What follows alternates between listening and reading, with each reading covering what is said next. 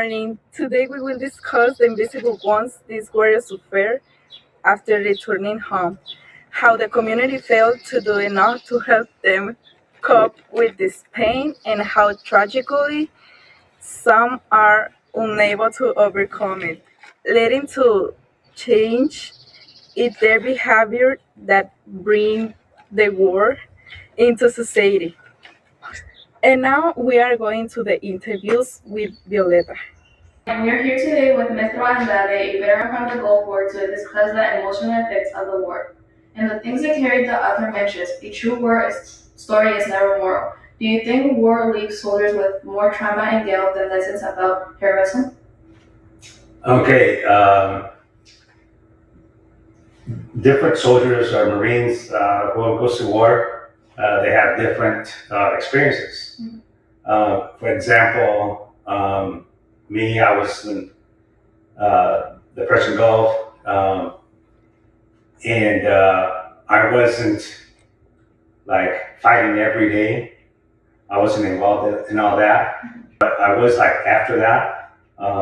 Some of my friends that were actually there, they have been somewhat traumatized. Me, not so much. We lost a few Marines, but Marines aren't paid to think; they're paid to act. So we just do what we're told. As far as heroism, I don't think we consider ourselves heroes.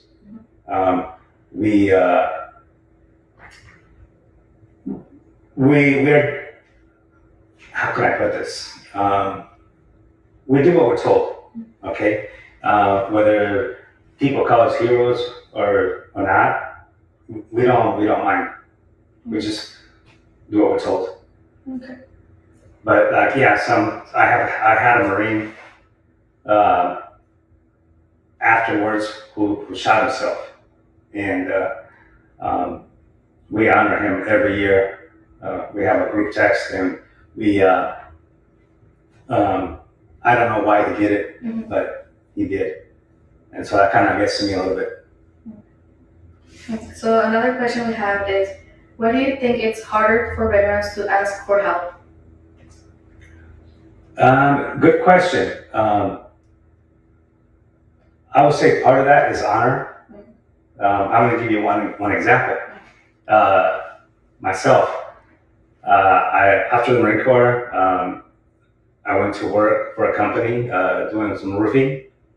And then back in 2007, when the economy went down, we had no work. So I went to the employment office and I asked to see a vet rep. And I'm always joking around. So when I talked to the vet, I told him, I go, hey, send me to work, I need to pay my bills, blah, blah, blah. I was joking around. And he said, well, bring me those bills and I will give you $2,000 to pay your bills. And but I was there to ask for a job, not to ask for any help. And he offered all this help to me.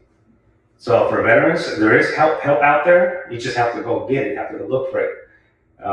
But for me, I've never done that because I can still work. I'm still able to do a lot of things.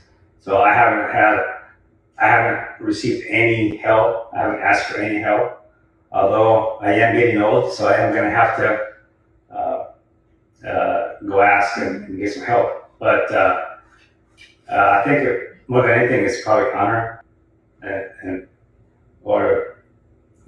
don't want to be a burden. That's what I think. Well, thank you so much for your time. It was nice meeting you, and thank you for your service. Hoorah! You're welcome. Thank you. I'm here with Mr. Garcia. I'm going to ask you some questions. The first question is, how do you think you will change after experiencing a war? After experiencing war, it changed a lot. So I say, how do you protect yourself, experience yourself, bedtime, getting up early, all that kind of stuff you need to learn. And the other thing you experience an award, be stronger, faithful, you get scared. You can lose your hands, you can lose your leg, or your arm. That's it. Okay, thank you. And another question is, do you think surviving a war could make someone stronger, more fearful, or both? Why? Let's see. As far as scary stuff, you can have the word. You can lose anything. You can lose your family. Okay, thank you. They carried the soldiers' greatest fear, which was the fear of dying. The first one, when we observe the relationship between trauma, homeless, and addiction among the veterans in our community, do you view it as an individual failure or a failure of the local safety net? Oh wow. I think for sure it's a failure of the safety net because these people when they went out to war or things like that, they didn't do it for themselves. They did it for the entire community. So when they come back from war, we should be there to support them. Because as we know, there's a lot of traumas that they can come back with, some of them. But definitely, if we had supports there as a community for them, they would be much better off. And the last question, how do you think the PTSD affects the veterans' descendants? The descendants, that's, I don't have personal experience, but I believe that if you are raised or you live with somebody who has PTSD, that can be really hard, especially if you have to walk around in eggshells, as I say, around certain topics, or maybe attend events like the 4th of July with fireworks. That might be something that you don't do as a family because of somebody's PTSD or. So if you grow up with someone as parents with PTSD, it definitely, will change the way you grow up and what you're sensitive to. You might be missing out on some things that your friends are able to do, just normal everyday things that you wouldn't really think are a big deal, but for someone with PTSD, it could be a very big deal. A moment of carelessness or bad judgment or plain stupidity carried consequences that last forever. They carry the common secret of cowardice.